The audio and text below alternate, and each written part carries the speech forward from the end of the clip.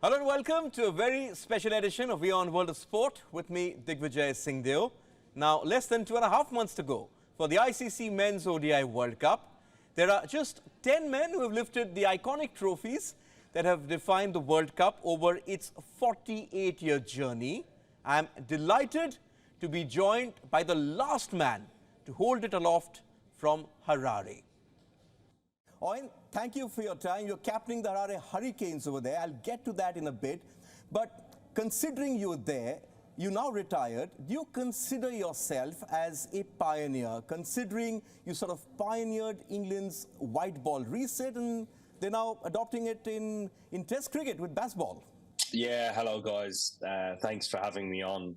I'm flattered to hear you say that sort of stuff, but I actually sit back and admire exactly what Brendan McCullum and Ben Stokes have achieved over the course of the last 13 months. Their leadership, their planning, their strategy, and the implementation of the method that they're using has been incredible. It's certainly rocked the Test match arena in a really positive way. And as a pure cricket fan, I have absolutely loved sitting back and watching every moment of it. And simply because there is never a dull moment when you're watching this England Test team play. They embody everything it means to be an England cricketer and a Test match cricketer. And they should be very proud of the way that they play and compete and see the bigger picture in many ways, because what they're trying to achieve is bigger than just winning a game as an England Test team. It's changing the landscape of how Test match cricket is being looked at through a lens that sports fans will really appreciate. Yeah, sitting out here in India, it's pretty entertaining to watch the Ashes that are ongoing. But you're in Zimbabwe for the Zim Afro T10 League. You're obviously the star attraction. But Eoin, do you see yourself as an ambassador for cricket? Because I was actually going through all the teams that you've played, and I don't think there are too many countries around the world where you haven't played cricket of any sort of format. Yeah, no, that's true. This is my first time to Zimbabwe, and it's an incredible opportunity just to come down and particularly using T10 format as the vehicle to grow the game. It's a beautiful country full of amazing people, and I've loved my time down here so far. And just going to a country that doesn't have a franchise league that brings and attracts a lot of international players. It's nice to be able to have a vehicle that allows international players to come down and raise the profile a little bit within a small period of time is what T10 has done. It's since its inception year in 2017, which I was a part of. I've been a part of every year of T10 cricket since then. It certainly gives a different selling point in the game. It's probably it is the only format of the game in cricket that over the course of 10 days you can have a 6 to 7 team tournament, possibly 8, and you can have 3 games a day. You can see a number of international and local talent on display, and it in such a small window you can start and finish a tournament and give the public an insight into the beautiful game that we all love, because it's high octane, it's entertainment, and its fast-paced nature is really attractive to watch. So I've loved my time down here. There's been a lot on show, and the thing that always continues to surprise me is the young talent on show that you wouldn't necessarily get the exposure in a normal year where you don't have the level of platform. And certainly, I grew up in Ireland where there was no platform for younger players to come through and compete and propel themselves forward in their learning curve and growth throughout their career. T10 certainly does that. Just hearing you talk about T10, I want to get in a follow-up question. There's a big push to get cricket into the Olympic Games. Los Angeles 2028 is what they're talking about. Now, is T10 the right format for cricket at the Olympics, or should we stick to T20?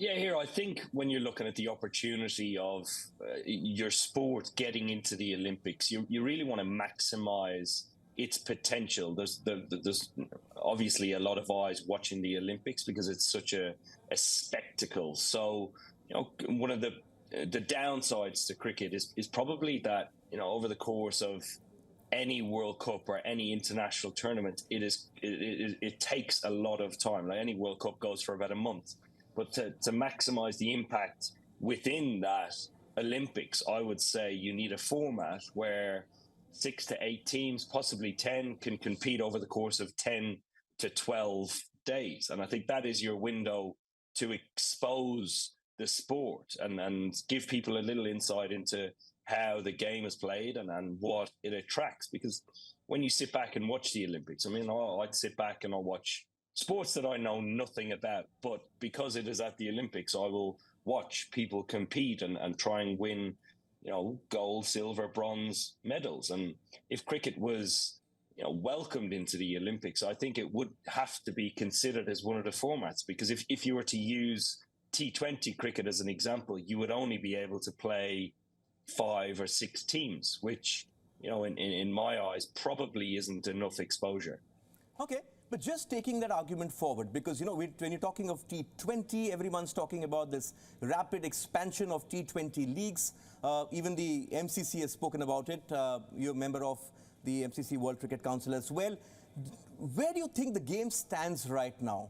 Is cricket on the verge of where sort of football is, with leagues all around the year, international football only in certain windows? Do you think that that's not a good byproduct of the way the game's expanding? Because international cricket, the window's getting closer. Yeah, well, I actually think the game is in a fantastic place. Cricket has never been more popular around the world. And certainly throughout my career and my young engagement with cricket, you would say that pockets of the world where cricket was very popular, but cricket is spreading far and wide. And T20 cricket has allowed cricket to grow at a pace that no other format has been able to achieve it. So we need to sit back and thank T20 cricket and recognise that it has taken cricket around the world. And I suppose the downside to that and the change that might implement is it probably applies pressure in certain formats. You'd probably say in the 50-over format is probably under the most pressure at the moment. And the World Cup this year, there's another World Cup I think in 2027 scheduled, and it's changing the landscape of how cricket is being looked at. And I think cricket needs to change with it. There's some magnificent test match cricket being played at the moment, and that will continue for long periods of time. And the Future Tours programme is looking like there will be more T20 cricket played than, say, bilateral 50-over cricket. And the game needs to change with that, if that's how it's going to go. And you can't fight the exceptional growth and the pace at which the game is becoming so popular. What I believe you need to do is to harness that momentum and growth within the game and use it to your advantage. And if I could just interrupt you, because on this point, if I could interrupt you with your permission, we've seen Jason Roy, somebody who played with you, he's opted out of a central contract. So has Trent Bolt. Just hearing you talk about this, it's perhaps not the most appropriate question considering you're a World Cup winner and this is a World Cup year. But since you said that the ODI format is under stress, do you think the ODI format is now outdated? No, I don't think it's outdated. I think ODI cricket is going to become, at some stage, most likely just World Cups. So it's never been closer to T20 cricket. You watch the fast-paced nature of it. The scores are now upwards of 350 in most games, 370, and people's staple diet, because it's T20 cricket and growing up around it, it's not the traditional format. There is a more aggressive nature being played. We've witnessed this in the last 2 World Cups, possibly 3. And the proof in the pudding really is that, it's even creeping into test match cricket now. So when you see it being played, it's like it's not that dissimilar to the skills that you produce in a T20 game. But the landscape I see changing is that you probably won't see a lot of bilateral cricket over the course of, say, the next 10 years. It will be just World Cups in 50-over cricket. Oh, and that's a pretty big point to make. And the MCC World Cricket Committee that you're a part of spoke about it as well some time back. Now, since you brought up the World Cup, there was a big announcement on Wednesday. Ben Stokes will not reverse his retirement decision. You've played alongside him, so is this going to be a big blow for England? Because as we were speaking previously, he has set his priorities, and clearly ODI cricket isn't his priority. Yeah, well, Ben made that decision last year due to the nature and the scheduling of international cricket. Ben is a wholehearted cricketer and an unbelievable talent and a fantastic leader. And when he's not playing any format, regardless if he's retired or not, he is obviously missed. And that's a decision that he's made. And it's actually been a very fruitful decision, because at the stage of his career, you know, you certainly pick up more injuries than you possibly would have done early on in your career. And you need to manage a balance between, you know, the level of commitment that you show in your professional life with the balance of seeing your family. And you know, Ben has 2 young kids and enjoys spending time at home, but that time at home is few and far between at the moment due to the demands of the international calendar. And it's an unbelievably rigorous calendar, and to take that decision is one that has proved very good for Ben, because it's allowed him to focus on just T20 cricket, which he was part of the World Cup winning side back in November in Australia under Joss Butler, and the level of impact that he's had in the Test arena has really proved a good decision for him. When you talk about that T20 World Cup win, I wonder if perhaps you could have stretched your retirement decision by a few months. It probably would have given you the opportunity to lift another global title. But I have to ask you about your defining moment as a cricketer, lifting that World Cup trophy at Lord's. Now, it was the first ODI title for England, but much later, when it all sunk in, did you as a professional cricketer feel for Kane Williamson and his New Zealand boys? Oh, it has to be said, there's a huge amount of respect between both teams. And the journey that the team I led went on is actually very similar to the one that Kane and his team went on. And you know, they were finalists back in 2015, beaten by Australia, and then finalists again at Lord's. So the level of consistency that they showed in performance, but also the level of humility and respect that they play the game with is something that we admire as a team and strived to achieve. And I suppose just, you know, they're always a side that go about their business under the radar, but always seem to produce unbelievable performances on the big stage. So, I mean, that's great to see. I think that's just a New Zealand thing. And certainly from an England point of view, we're new to the party when it comes to competing at latter stages of World Cups. Obviously holding the 50-over and the T20 World Cup at the moment, but New Zealand have been semi-finalists, finalists, semi-finalists for a number of years, and always considered to be, you know, at the business end of the tournament, contenders. So, you know, we aspire to be in their position for as long as they have done. You don't need to remind an Indian about how well they do at ICC events. Mostly they knock us out. but on a rather serious note, you know, in 2019, when you went into the World Cup, England was sort of the form team. Now you're heading into this World Cup, not much ODI cricket has been played. Who do you think, in your opinion, are the teams who will contend at the business end? Yeah, here the way I look at that is, if you look at England's selection process and prioritisation over the last 12 months, you know, the priority has been the T20 World Cup. And then once the T20 World Cup was in the bag, it then shifts to ODI cricket. But when you mentioned earlier about the landscape of the game changing due to T20 cricket, and I really like the way Joss Butler, Matthew Mott, and Rob Key have strategized and actually used franchise tournaments around the world to allow them to expose players to getting better and going off and playing. If you recall, back in January, when England played ODIs against South Africa, they didn't select Joe Root. They allowed Joe Root to go and play in the IL T20 tournament in the UAE, and various other players that sort of exposure. So they're both bringing young players through and playing them against top teams, but also growing their best players' experience in big tournaments around the world. And I like that there needs to be that balance and that give on both sides, where players are getting exactly what they want to do, and as long as it's in principle the right decision for their game and the England cricket team.